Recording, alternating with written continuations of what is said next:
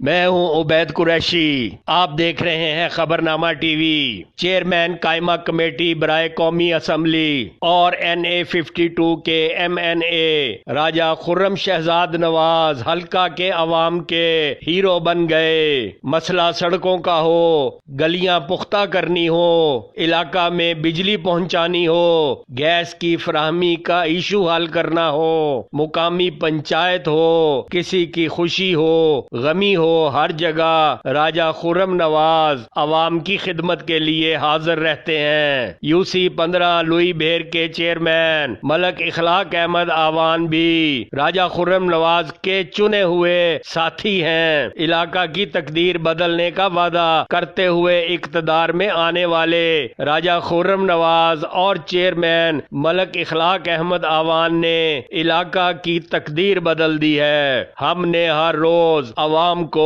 راجہ خرم نواز اور ملک اخلاق احمد آوان کا شکریہ ادا کرتے اور دعائیں دیتے دیکھا ہے۔ 5 جون بروز ہفتہ کو شام 5 بجے گاؤں لوئی بھیر آوان میں چیئرمین ہاؤس کے قریب عظیم الشان جلسے کا انعقاد کیا جا رہا ہے۔ اس موقع پر فراش راج گان میں MNA راجہ خرم نواز ترقیاتی منصوبہ جات کا افتتاح کریں گے۔